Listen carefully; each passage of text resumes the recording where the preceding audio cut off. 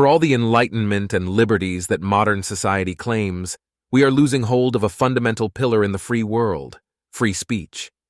This has been the case for years, but confronting it ferments more fear. It feels like a third rail, dangerous.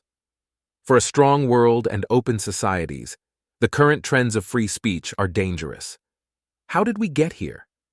In large part, the political left and right have been running in a destructive loop of blame and recrimination. Conservatives like to claim that leftists are opponents of free speech, but this is nonsense.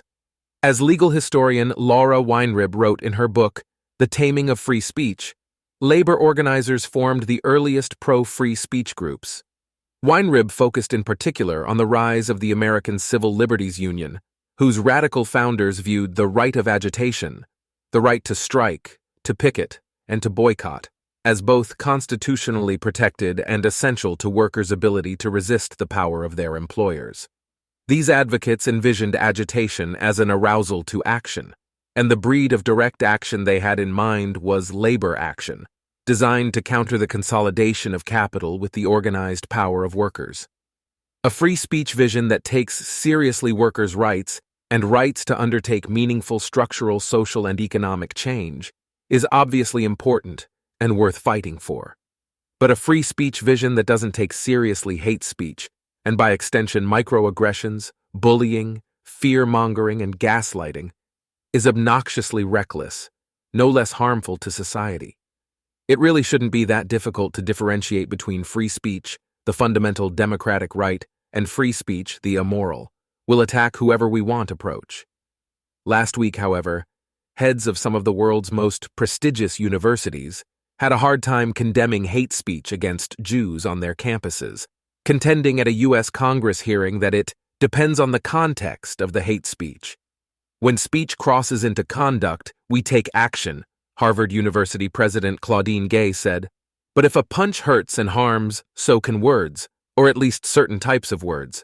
At Harvard, fat phobia constitutes violence and using wrong pronouns is considered abuse, but globalize the intifada requires context. In 2021, the Massachusetts Institute of Technology, whose president testified alongside Gay last week, canceled a lecture by a scientist after faculty and graduate students complained about his criticisms of some diversity initiatives. Safety first has been the rationale that many universities are using to dismiss professors, such as Amy Wax of the University of Pennsylvania, who is openly critical of affirmative action. But when the University of Pennsylvania's president claimed last week, if calling for the genocide of Jews violates her campus's rules, she said the decision was context-dependent. At Stanford, the university issued a statement after the Palestinian terror attacks on October 7th, saying it does not take positions on geopolitical issues and news events. Yet Stanford's president was outspoken on the subject of George Floyd's murder, writing, "Our hearts are sickened, and our consciences are affronted by the continuing acts of violence and prejudice we see committed against people of color. When such acts are inflicted on any members or groups in our community, they injure us all." Over in New York City, a dean at Columbia University said that he's so committed to free speech, he would invite Adolf Hitler to engage in a debate and discussion, which is precisely the type of robust sharing of ideas that the architect of the Holocaust was known for, right? At Yale University, a law professor was ostracized by students and the administration for her praise of U.S. Supreme Court Judge Brett Kavanaugh. Yet when Zarina Gruel, a Yale associate professor, posted on X on October 7th that Israel is a murderous, genocidal settler state and Palestinians have every right to resist through armed struggle, the university defended her by saying Gruel's comments represent her own views. The irony of all this is that many students are engaging in self-censorship to avoid being punished for views considered problematic on campus. A survey this year found that 61% of students said they often felt intimidated in sharing beliefs different from their professors in class. In the same survey, 46% of undergraduate students said they thought it was appropriate to shout down or disrupt a speaker on their campus. Many people are understandably confused about what they can say and where they can say it.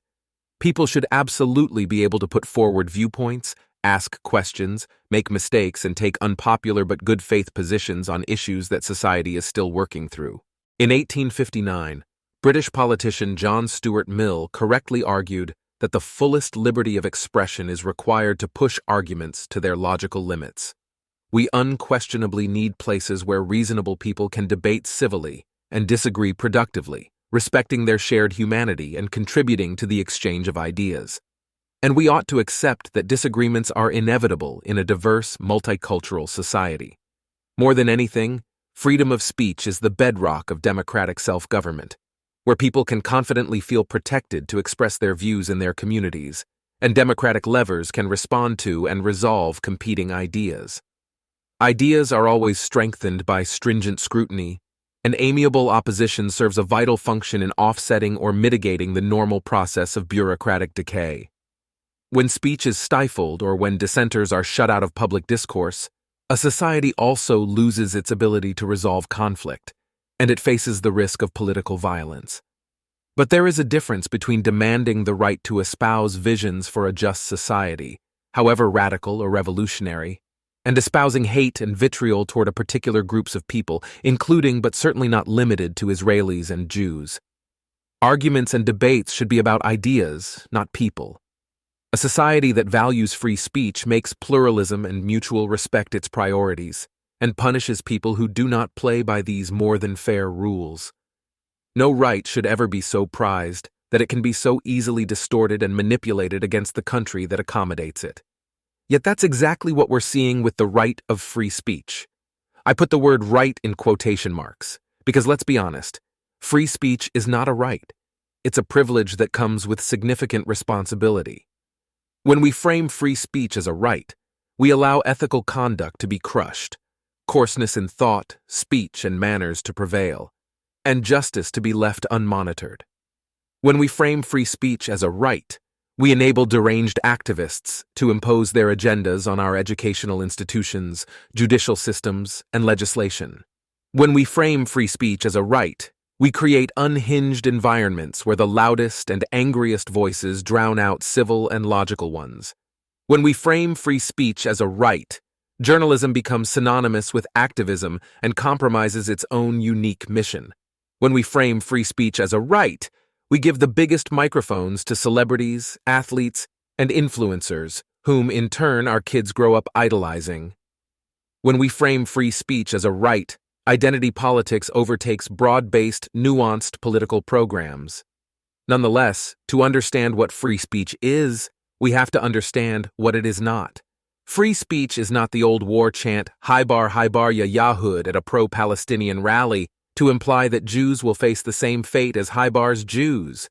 You know, death and expulsion. Free speech is not tweeting, I hate Israel about as much as I always did, but I hate its defenders much, much more than I did before all this started. Absolute scum of the earth. Free speech is not forcing a student to leave her study group because group members told her that the people at the music festival in Israel deserved to die because they were partying on stolen land. Free speech is not claiming that billions of people around the globe are about to celebrate the birthday of a Palestinian man born in Bethlehem 2,000+ years ago. Free speech is not holding up a sign that shows the Jewish star in a trash bin.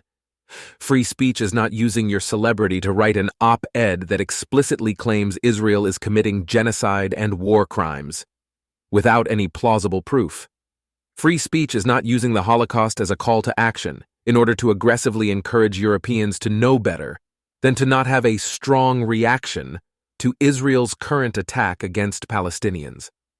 Free speech is not stating that Jews are part of an ownership class which wants to take opportunities away from others.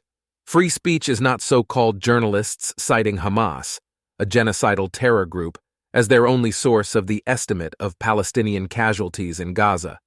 Free speech is not pushing more than 100,000 Jews in London to now consider leaving the country because they feel unsafe. History can tell us is that we've been too credulous in accepting the traditional narrative about the trajectory of free speech, Laura Weinrib said. One of the world's first free speech acts was introduced in Sweden in 1766. In a report published that year, the author wrote that no evidence should be needed for a certain freedom of speech to be the strongest bulwarks of a free organization of the state, as, without it, dimness would darken the entire sky of our freedom. Certain is the key word here. For if the rubric of free speech is indeed darkening our skies, what is the point of it?